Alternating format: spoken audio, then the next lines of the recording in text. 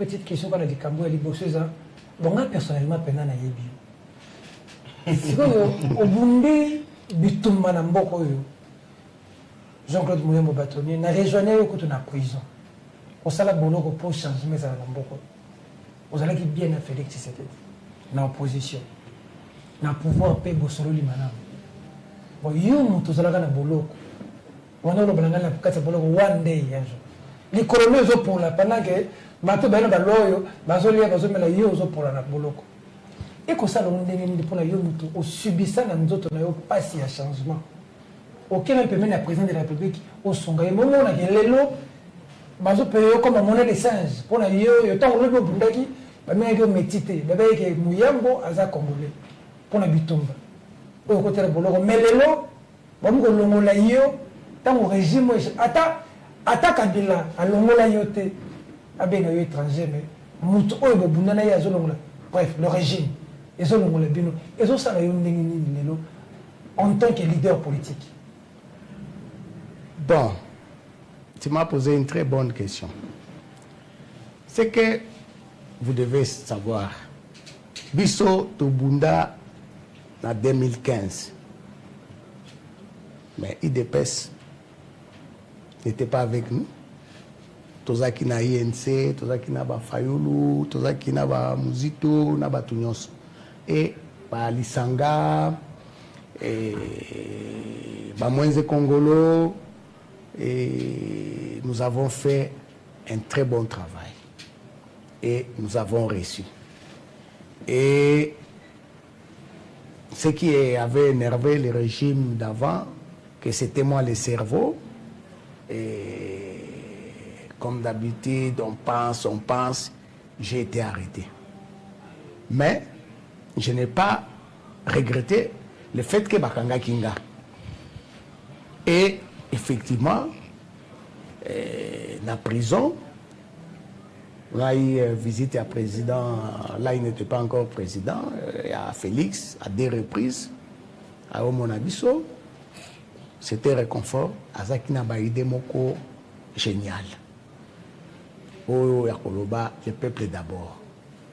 Et moi, j'ai créé en lui. Et je me suis dit, effectivement, il y aura cassure entre Makambo Bandako Leka, dans le régime ya Kala, Naye. Effectivement, il a bien commencé. Très bien commencé.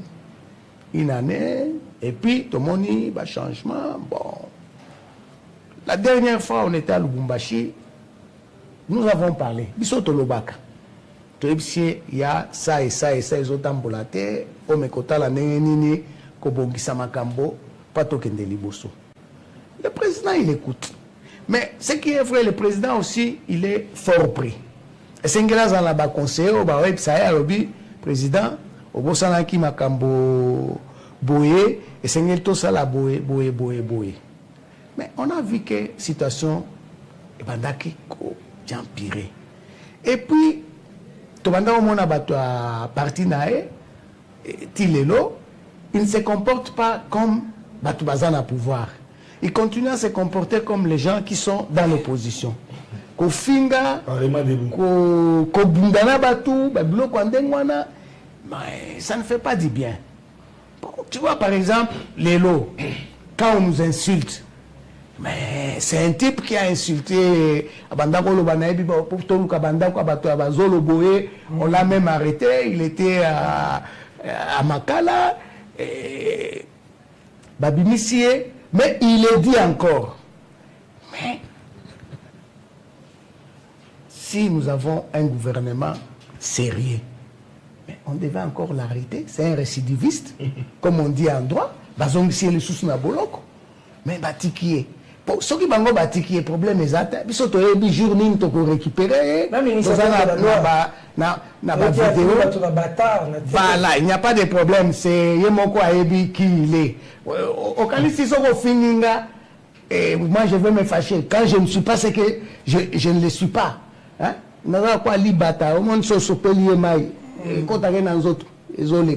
Tu peux dire n'importe quoi, ça, je ne suis pas là-bas. Alors, quand Bato a parti na bazo finga Il n'y a pas de réaction. Mais comment vous voulez qu'on puisse vous faire confiance? On ne peut pas vous faire confiance. C'est ça le problème. Et ça, on est nini, ce qui vous avez la sécurité dans Katanga, vous avez la passion dans Katanga, mais tout le monde a des dignitaires rebellés, tous les jours dans Katanga, dans Luala Bapé, tout le monde même sur le pasteur au sein de le chef de l'État, Bapé, c'est à quitter Malamoro de là-bas. On a l'impression que le Katanga devient la vache laitière du tout le Congo, mais que le Katangais ne se retrouve pas, que le Congolais ne se retrouve pas, Kinshasa au Katanga et tout. Ça vous fait quoi, ça? Ça me ronge le cœur. Oui, c'est triste. Le gouverneur Nabiso à Katanga. Alors, il y a au Katanga, Lualaba, Tanganyika, Lomami, il n'y a rien. Ouais, maintenant, Babando, à cause il y a lithium. C'est triste. Nazo que la bango mawa. Parfois, tant que tu critiqué bango, ils apprennent au sali sa bango.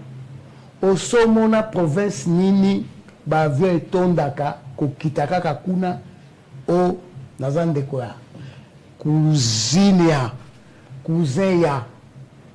Et bazo zo bango, bazo kabela bango, bazo pesa bango, babilo kwa ndengona. Conséquence, na niveau ya nini ya Okatanga, ba membre à gouvernement. Batouanini, les travailleurs à gouvernorat, ils sont impayés. Batouaba cabinet. Batouaba cabinet, ils sont impayés, ils sont en retard.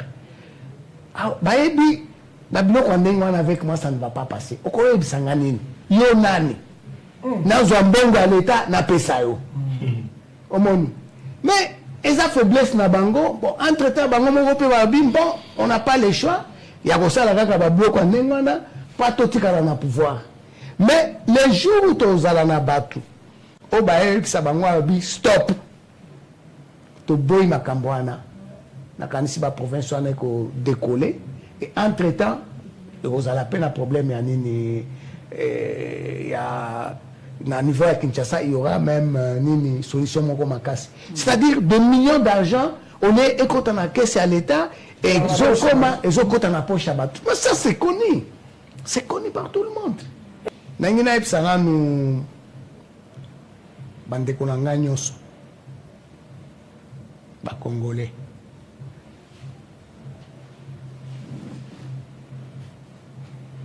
tozala soudé tolanda te ba comédie oyo balingi basala na niveau ya assemblée puisque loi raciale ekozala condamné sur tous les plans, et à la nationale et internationale. Alors nous devons être soudés, tout barré en go. Et on ne doit pas se laisser intimider. Dans tout na mususu, yebisa chef de l'État, yendaza garant de la nation. Nakanisi azolanda ba réaction à la population. Mais aroki kotikate mutumonko aya na ba proposition ya propagande ya loi moko raciale. Batu nyonso na Congo bazaki na espoir na yo. Mais lorsque on trouve que ozotika un individu, un groupe